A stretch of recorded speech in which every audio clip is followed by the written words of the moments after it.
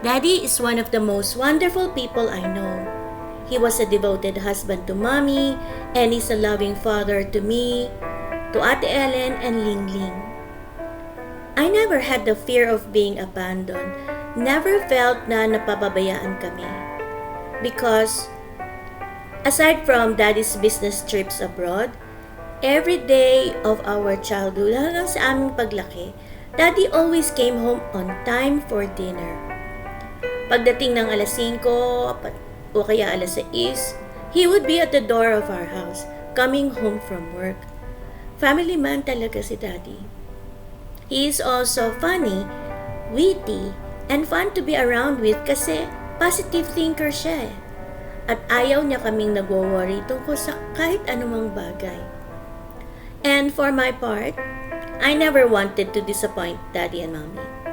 But I know I did countless times. Pero may isang araw na may nagawa ako at kailanman hindi ko to makakalimutan. May dance sa school namin noon. Grade 2 or 3 yata ako. Kailangan bayaran ng costume, 20 pesos. Binigyan ako ng pambayad nila Mami, pero nang ibabayad ko na sa school, wala na sa bulsa ko yung 20 pesos, wala din sa bag ko. Nawala ko ang pera. At ang una kong naisip, magagalit si Mommy at si Daddy. Madi-disappoint sila. Pero paano kung mababayaran ng costume? And then po, nakita ko ang wallet ng yaya ng bunso kong kapatid na si Lingling. Binuksan ko ang wallet at nakita ko, may 20 pesos siya.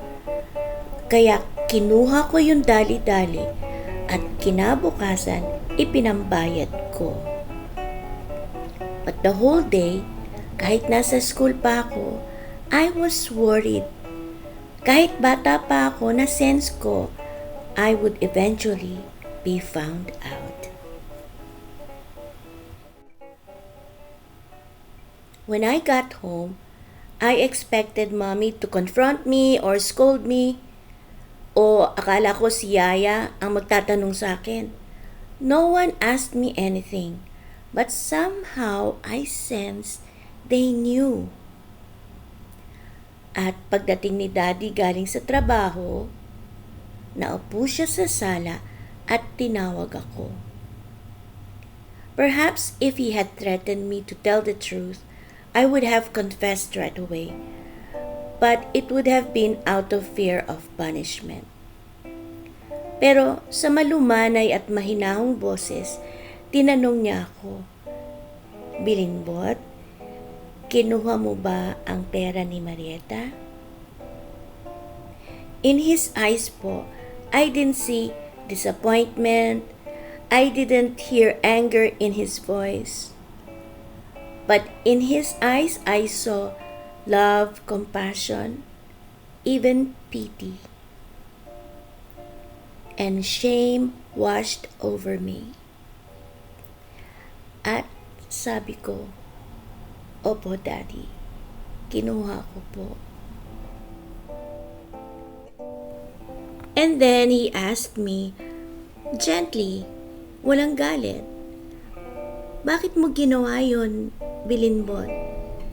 At ang sagot ko po, natatakot po ako mapagalitan pag sinabi kong nawala ko ang pera. Talagang bata pa ako, no? Di ko naisip na mas malala pa lang magnakaw. Wala bata pa po ako nun eh.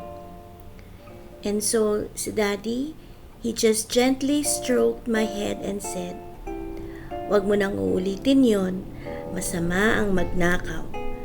Kapag may kailangan ka, sabihin mo lang, hindi kami magagalit kahit ano pa yon. At ang sagot ko, I am sorry po, Daddy. And I meant it po. He put his arm around me and said, It's okay. Wag mo na lang uulitin, ha? Hindi ako sinermo na ni Daddy, hindi siya sumigaw, walang gotcha moment. But in his eyes, I saw acceptance, love, mercy, compassion, even pity towards me. At nagtanda ako. Salamat sa Panginoong Diyos, salamat kay Daddy at kay Mommy.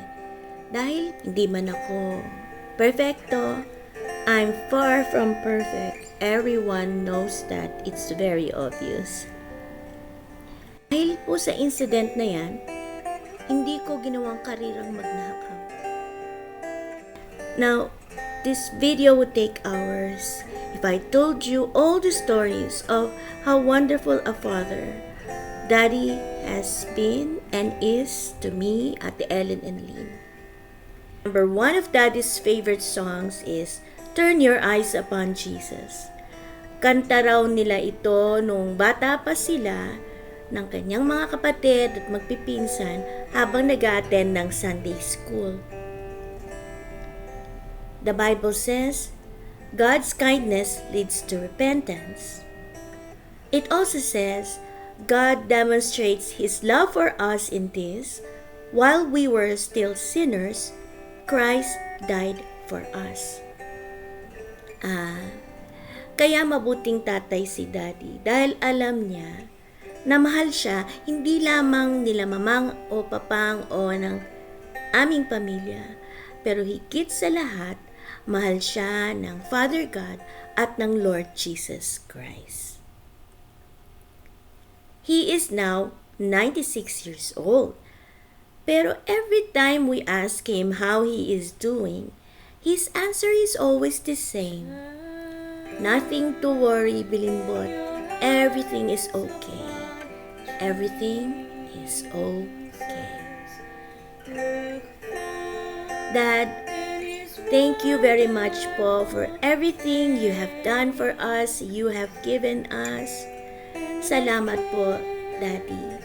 We love you very much. God bless you always po. And happy Father's Day.